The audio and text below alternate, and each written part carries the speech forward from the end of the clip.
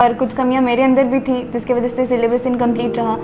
और प्रैक्टिस की कमी हुई, वही ऑफलाइन टेस्ट वगैरह नहीं दे पाई मैं, मॉक टेस्ट ज़्यादा अटेम्प्ट नहीं कर पाई, तो प्रैक्टिस की कमी थी और सिलेबस इनकम्प्लीट रह गया। ये 2 मेन रीजंस हैं। इसकी वजह से पहले अटेम्प्ट में हम बता दें कि शालिनी को 557 मार्क्स, मतलब 557 मार्क्स। हालांकि ये एक हम समझते हैं कि बहुत बड़ा गैप नहीं था, मतलब सिर्फ चूंकि लगभग एक टारगेट हमें लगता है कि ढेर सारे स्टूडेंट का ये होता होगा कि 600 प्लस तो जाना है, 600 प्लस जाना है, तो वहाँ 557 अगर पहले प्रयास में है तो एक हम समझते हैं कि गैप एक छोटा सा ही वो। लेकिन एक जो सिंसियर स्टूडेंट्स होते हैं उनका लक्ष्य जो है कभी 600 मार्क्स लाना नहीं, उन्हें लगता है कि 630 आए, 640 आए, 650 आए, या फिर इतने मार्क्स आए कि हमें अच्छा कॉलेज मिले, ये भी लक्ष्य होता है। तो उस लक्ष्य के को भी सामने रख के पढ़ाई करते हैं। तो ये जैसे कि पहले प्रयास में वो कमियां थी, पहले प्रयास में बहुत सारे छात्रों को नहीं हो पा रहा है, वो निराश भी होते हैं। वो निराशा से कैसे निकले? निराशा तो सभी को होती है जब फर्स्ट अटेम्प्ट में किसी का नीट या कोई भी एग्ज़ाम क्लियर नहीं हो पाता है।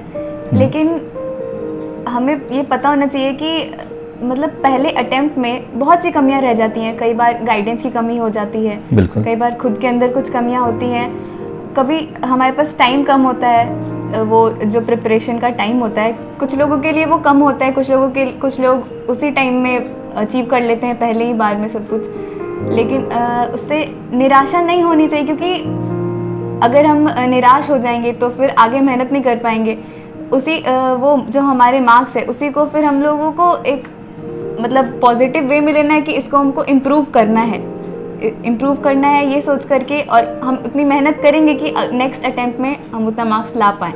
बिल्कुल, हमें लगता है कि निराशा से निकल के बाहर आने की जरूरत है। पहले अटेम्प्ट में अगर नहीं होता तो एक सलाह हम एमटी लाइव आपको सलाह दे रही है कि आप एमटी लाइव पर जितने भी नीट के दर्जनों छात्र छात्राओं का इंटरव्यू हो चुका है, उनका इंटरव्यू जरूर देखें कि पहले प्रयास में उनमें से अधिकांश का नहीं हुआ, दूसरे प्रयास में वो सफल हुए हैं। तो एक हम समझते हैं कि एग्जाम्पल्स को अगर आप देखते हैं तो आपको प्रेरणा मिलती है कि पहले प्रयास में नहीं हुआ तो वहां रुकने वाली कोई बात नहीं। ये पहला प्रयास था और पहले प्रयास में हमने देखा है कि शालिनी का पहला प्रयास और दूसरा प्रयास दोनों में जो मार्क्स हैं, गैप जो है मार्क्स में गैप एक बहुत ज्यादा गैप नहीं है। हमने तो यहां तक देखा है कि बहुत अधिक गैप भी भरने में कामयाब हुए हैं छात्र। अगर 400 के आसपास भी मार्क्स हैं तो अगले प्रयास में वो 620 और उससे एबव भी लाए हैं। कहने का मतलब कि कहीं से कोई पहले प्रयास में नहीं हो तो उस पर सोचने वाली बात कहीं नहीं, चिंता करने वाली बात नहीं है।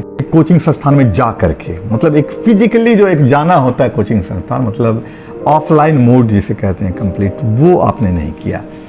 आपने बताया कि मधेपुरा में रह के सेल्फ स्टडी और साथ साथ आपने एक ये ऑनलाइन कोचिंग के बारे में हमें ये बताया, और साथ साथ ये बताएं दोनों ही एक मिक्स तरीके से कि अलग अलग विषयों की तैयारी आपने कैसे की।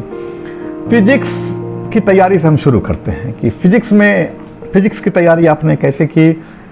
क्या कोई टॉपिक्स इसमें खास ज़्यादा महत्वपूर्ण है या ऐसा भी कुछ है? इसके बारे में आप जानकारी दें। फिजिक्स के लिए तो सबसे ज़्यादा ज़रूरी प्रैक्टिस होती है, प्रैक्टिस ऑफ न्यूमेरिकल्स जितने ज़्यादा हम लोग लगाएंगे, मतलब फिजिक्स में जितने ज़्यादा न्यूमेरिकल्स हम लोग सॉल्व करेंगे उतने ही मार्क्स हमारे इम्प्रूव होते हैं। कॉन्सेप्ट क्लियर होना बहुत ज़रूरी होता है, और जितने ज़्यादा न्यूमेरिकल्स हम लोग सॉल्व करते हैं उतने ही ज़्यादा हमारे कॉन्सेप्ट्स क्लियर होते हैं, नए कॉन्सेप्ट्स डेवलप होते हैं। फिज़िक्स के लिए एनसीईआरटी है इम्पॉर्टेंट, बट फिज़िक्स के केस में उतनी ज़्यादा नहीं। ऐसे एनसीईआरटी से ही क्वेश्चन आते हैं नीट में, लेकिन फिज़िक्स के केस में उतना ज़्यादा इंपॉर्टेंट नहीं है। फिज़िक्स के केस में क्वेश्चन प्रैक्टिस ज़्यादा इंपॉर्टेंट है। और उसके लिए टीचर्स की अगर बात करें ऑनलाइन प्लेटफॉर्म पे तो अलक पांडे सर हैं, वो फिज़िक्स के तो बेस्ट टीचर हैं मेरी नज़र में। बिल्कुल, फिजिक्स वाला आपने सुना होगा।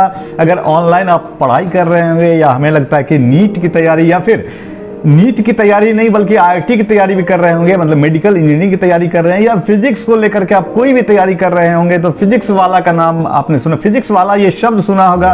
और अलक पांडे सर को आपने सुना ही होगा, एक बेहद सफल शिक्षक भारत के एक टॉप मोस्ट फिजिक्स के टीचर में उनकी गिनती होती है अलग। तो क्या उनका जो ऑनलाइन कोर्स है वो क्या फ्री भी अवेलेबल है?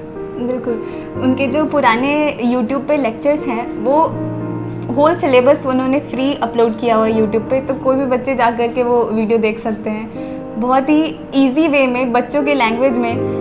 उनका भी इंटरेक्शन इतना अच्छा है बच्चों से कि जब मैं उनके लेक्चर्स किया करती थी तो मेरे मन में जो डाउट आता था नेक्स्ट सेकंड में वो उस डाउट को क्लियर कर दिया करते थे। इतना अच्छा, मतलब वहाँ पूछने की व्यवस्था है? नहीं, पूछने की व्यवस्था नहीं सर, वो उनका इंटरेक्शन इतना ज़्यादा था, वो बच्चों के मन को इतना समझते थे कि बच्चों के मन में क्या डाउट आ सकता है ये पहले से गेस करके। इस मोमेंट पे बच्चों के मन में क्या डाउट आ सकता है, तो मेरे मन में जो डाउट आता था नेक्स्ट सेकंड ही वो अगले वीडियो में मिल जाता था जी। नेक्स्ट सेकंड उसी वीडियो में। अच्छा, उसी वीडियो में वो बोलते थे कि आप लोगों को यहाँ लगेगा कि ये डाउट है, और फिर वो क्लियर कर दिया करते थे।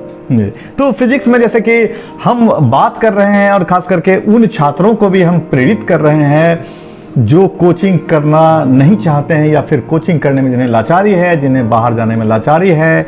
हम चाहे वो आर्थिक कारण हो या पारिवारिक कारण हो या कोई अन्य कारण हो, आप अगर नहीं जा सकते हैं, आप दिल्ली, कोटा और वगैरह वगैरह आप नहीं जा सकते हैं, तो आप घर बैठे हुए तैयारी कर सकते हैं। हमारे साथ जो शालिनी अभी बैठी हुई हैं, इन्होंने घर पे बैठ करके तैयारी की, और तैयारी में इन्होंने जो किताबें हैं उन किताबों की चर्चा भी हम करते जा रहे हैं, और भी हम गहराई से किताबों की चर्चा करेंगे ताकि वैसे छात्र भी सफल हो सकते हैं और इतने अच्छे अंक से सफल हो सकते हैं। एक उदाहरण है आपके सामने में कि 632 मार्क्स बिना कोचिंग के, घर पे रह करके ऑनलाइन और फिर सेल्फ स्टडी की बदौलत, ये अपने आप में एक हम समझते हैं कि एक बड़ी उपलब्धि है। इस उपलब्धि को, नीट में सफल होने की उपलब्धि को और बड़ा ये बात और बड़ा कर जाती है।